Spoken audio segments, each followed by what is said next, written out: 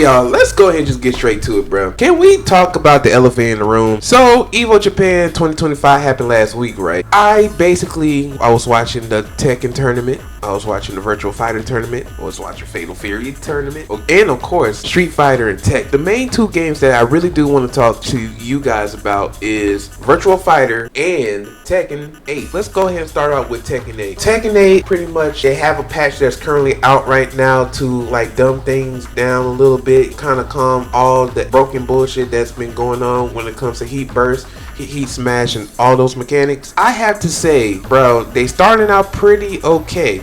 But the concern is what is going on with Tekken 8, because after they revealed this, the Pac-Man stage, which I thought was pretty cool, but it had some DOA vibes to it, and to be honest, you might as well call this DOA 8 because that's how Tekken really kind of plays right now. Don't get me wrong, DOA is the shit. The fact that Tekken has like this whole DOA stuff going on is kind of weird, but that's another topic for another day. They showed the Pac-Man stage, they show costumes from Bandai Namco, and then of course they have like a Karate Kid sponsorship for the movie that's dropping. It's whatever. The main problem that I had with that trailer was really the Fakaram situation. I know that Fakaram came out Tekken 7 as like a DLC character. He was well known for being broken. He had a kick that was super plus on block before they nerfed it to death. Another thing that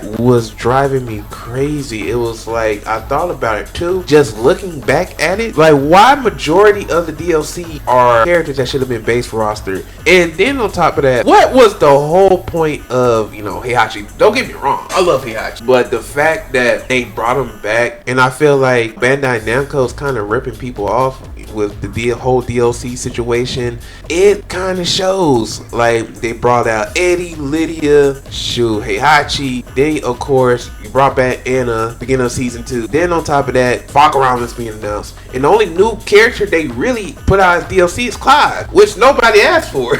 You know what I'm saying? Because, to be honest with you, they could have brought back Bruce, Lei Wulong, even though they should have been base roster characters too. Bring somebody new, because I know they bringing somebody new to DLC lineup. But if it's gonna be a returning character, like let it be someone that has not been in the game for a while. Ogre. It could be anybody that hasn't been. Bruce, at least. Damn, everybody was asking for Bruce. Where's Bruce? No, I feel like Pochop rubbing his hands like Birdman with Fakaram, but at the same time, we all know that dude wanted Bruce, bro. We all wanted Bruce. Sometimes they be like, "Oh man, but Bruce died in the story of Tekken." I'm like, no. Shit, Heihachi was supposed to die, but look what happened. He got saved on the volcano, apparently, and then on top of that, he was trained under these monks, and then once that little meteor shit hit his head, boom, he's back to his evil self. And I'm like, why? He should have been a base roster character, you know what I'm saying? The fact that he is even more broken in that game says a lot. And I love Heihachi, but it's just like, it just doesn't feel like the same Heihachi, if you get what I'm saying. But that's me just rambling on. So, when I saw Harada announcing these characters, him and Michael Murray, not gonna lie to you, those boys was looking stressed out. I ain't never seen Harada with a whole bunch of gray hairs, because I know his age is like getting close to 60, or I think he's in his 60s, I believe. I feel like the whole Tekken game is kind of, the producers, the main executives, or wherever you want to call it, is sort of out of touch with their community, because I forgot what event that Harada was in. The fact that for people who are like casual players and whatnot that want to play offline, he said that it was in low demand, which was a lie. And then on top of that, a lot of people asked for Tekken Force back. A lot of people asked, for bowling. They don't want to just keep playing a Tekken ball. Like, where was the days where Tekken 3 had everything? You know what I'm saying? I'm not really here to rant about offline stuff. I'm really here to ask one simple question. What will happen in the future of Tekken 8? Will Tekken 8 last long, or will they be like MK1 with a definitive edition?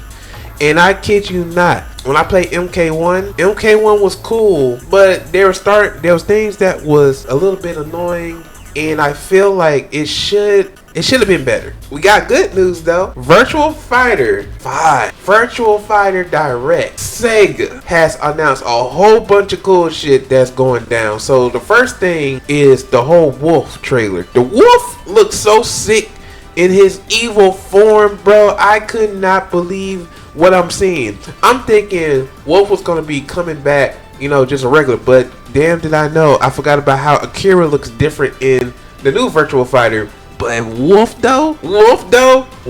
looks insane in that game, bro. You gotta give it up, dog. Wolf looks crazy good. Wolf is insane. Like, I love the redesign. I love how they gave him a leather jacket. I love how they did a lot of things to, you know, refresh the game, make the game feel alive. And the fact that, you know, Virtua Fighter is sticking to their roots says a lot. And they really said it, and they put it with their heart. They say a lot of things that's within their heart, their mind, and their soul. And I'm glad that, you know, Sega is stepping up. RGG Studios, commend them, bro, because I feel like Harada was being a little bit too cocky, because I remember what he said about Street Fighter 6. Oh yeah, when Street Fighter 6 announced their day, we're gonna come out with game 9 months later. Or like with the whole Virtua Fighter situation, because you know Virtua Fighter 5 came back again, and now we're at Revo, which is gonna come out everywhere. And then on top of that, he was like, it's good to have a little competition with Sega. It was just like he was just showboating and being a little bit too cocky. He did not listen to his all when it comes to certain things. They took away certain Okies. They took away a lot of things that didn't make sense. They made Brian OP.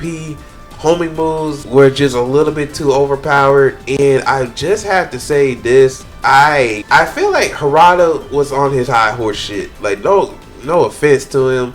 And I know how Japanese culture is. It's like if they put a certain amount of work in, I feel that, and they think the work is good, and a lot of people say it's bad, you should take that in consideration. I'm just saying. I don't know what's going on with that, but Virtua Fighter, I feel like Virtua Fighter will be a complete takeover in my opinion. But I'm gonna tell this to the people who love Tekken near dear to their heart. Street Fighter players went through a certain situation. If Mortal Kombat is going through a certain situation, now Tekken, it is your turn again. Because I remember the last time y'all went through a situation was Tekken Tag Tournament 2. But now y'all really appreciate the game for what it is because it stick to its root. Even though y'all don't like certain things about the mechanics and whatnot, let's keep it real. Y'all did not like that shit, and Tekken had like a stale. But now y'all appreciate the game because it stuck to its formula. Tekken 7, it started kind of whack. We all know about the whole online situation. But then it got better over time for season 3, because season 3 was kind of, I wouldn't say it was bad, but it was more like it's just there, fixed it like season 4, which is pretty cool. Street Fighter 5. You remember when Ono was running that, and Ono gave us what, 12 characters in the roster, and everybody played the same, and there was no creativity that went towards it until probably season 3 after they booted Ono out. I don't know how Ono made, worked on a beautiful ass game of Street Fighter 4, and then he just went to Street Fighter 5. But luckily, the team from Street Fighter 6 had come and saved Street Fighter 5. I'm not gonna lie to you. Besides the whole netcode situation, and look at Street Fighter 6 now. Street Fighter 6 has some flaws, but the game is really good. And then, of course, you have Fatal Fury. Fatal Fury. A lot of people, kind of judge the game too early, but now a lot of people seem to enjoy the game. I'm enjoying the game.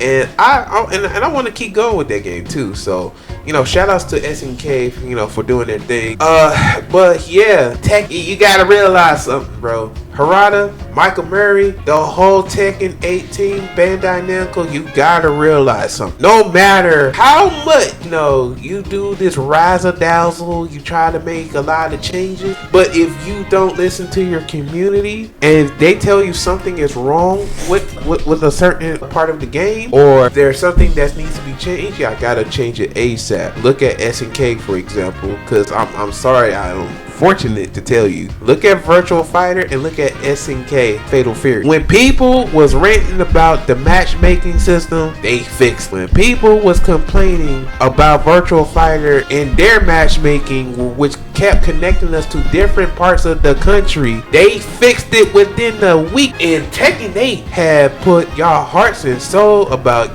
complaining about the problems that they have going on, and it literally took y'all months and months just to get it fixed. And I feel like, Tekken players, I want y'all to say, and I want to say this to y'all, like, I know y'all going through it, y'all gonna be fine, y'all gonna be okay. If they keep going the way they going, it's gonna be bad. But the good step about it is they fixing certain things one step at a time, which is cool. Harada has to learn his lesson, and he has to find somebody who can continue the Tekken legacy, because if not, Tekken's gonna be gone. Look what happened to Soul Calibur. After some of those mechanics that were in the game, boy, I don't think Soul Calibur is gonna exist for a good probably 10 years. Like, let's just keep it a band. With that being said, the whole point of this video, I just want you to say this to you. You know what I'm saying? I want to say this to you. Make sure you listen to your community, and at the same time, make sure y'all observe. Continue to observe. Look, learn from Keats from Killer Instinct. When he knew Jago was broken, he observed. He actually watched everybody's gameplay. He had his team on Iron Galaxy watch gameplays and find out the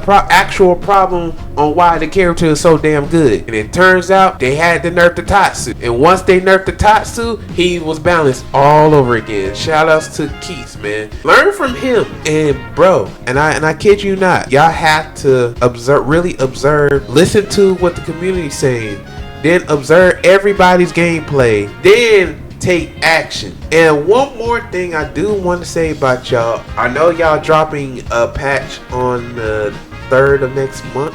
And I want to say this to you. Hope the patch goes well for you guys. I don't want to wish nothing bad, but hope everything goes well. I know certain players have certain concerns about it. If something happens, community is a little bit off guard, then it's gonna cause y'all more problems. Y'all don't want to end up like MK1. Do y'all want a definitive edition like mad early? I don't think so. I think y'all want to have a game that lasts 4 or 5 seasons, or probably even more. And with that being said, I success goes to every fighting game, even if the game is about to end. Yeah. So if you guys like the video, please like, comment, subscribe. Y'all will see me do more live commentary type videos. Gameplay coming a little bit soon. Make sure you look out for that. And then on top of that, I will stream every so often when I feel like it, because after the whole, stream, I think about doing more videos and get a little bit more creative. So if you guys like the video, just give it a like, comment, subscribe. Thank you guys for watching the video. And yeah, I'll see you guys later, and peace out.